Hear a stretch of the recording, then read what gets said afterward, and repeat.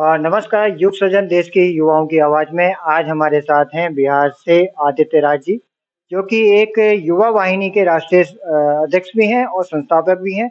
आदित्य जी, आपकी शुरुआत कहाँ से हुई और कैसे सोशल वर्क में आपने कदम रखा? नमस्कार। जितने भी दर्शक देख रहे हैं उनको एक बार जय हिंद, जय भारत। आपने पूछा कि शुरुआत कहाँ से हुई, तो दुनिया के इतिहास से थोड़ी उल्टी शुरुआत है हमारी। सबकी शुरुआत सड़क से संसद तक होती है, हमने संसद से सड़क तक की यात्रा को पूरा किया है।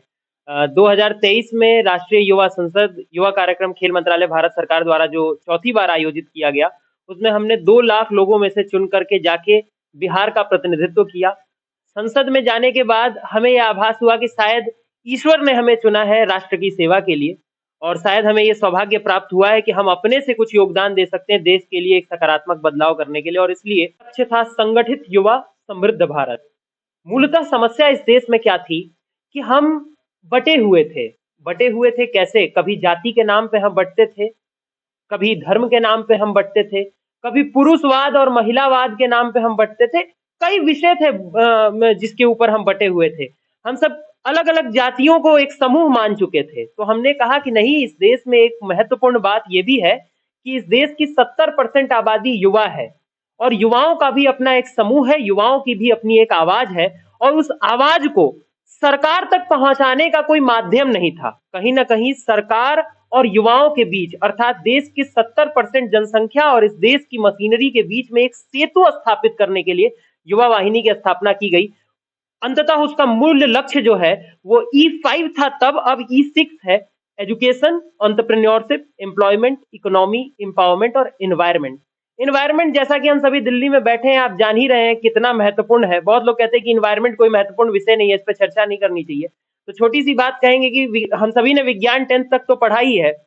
हम सब जानते हैं कि जो हमारा वाटर होता है, 0 डिग्री सेल्सियस पे वो बर्फ होता है, 1 डिग्री सेल्सियस पे वही लिक्विड फॉर्म में आ जाता है। 1 डिग्री सेल्सियस के चेंज से पूरी की पूरी स्थितियों में परिवर्तन आ जाता है।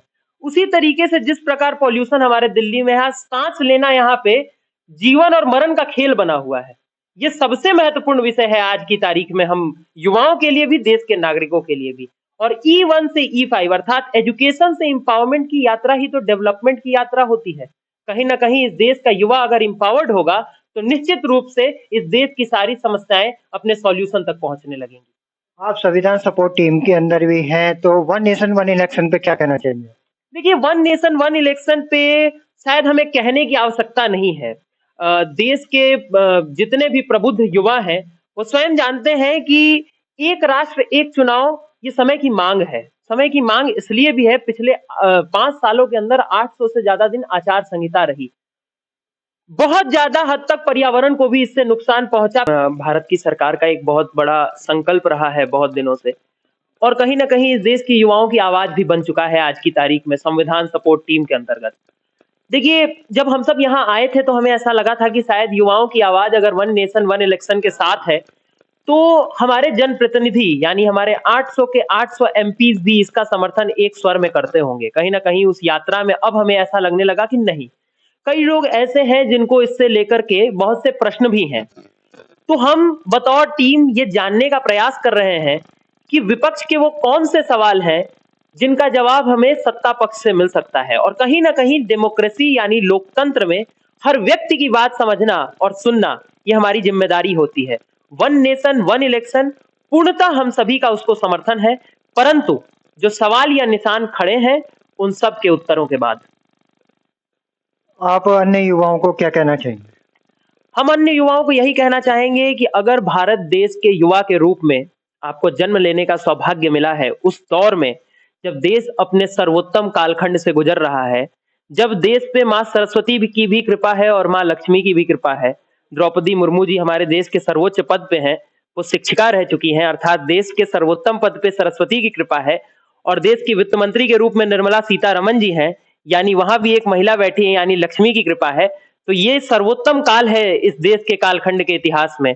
हमें अपना सर्वोच्च देना चाहिए, इसलिए क्योंकि प्रधानमंत्री जी के आह्वान के रूप में विकसित भारत का निर्माण करके भारत को फिर से विश्व गुरु 2047 से पहले हम बना सके। बहुत बहुत धन्यवाद।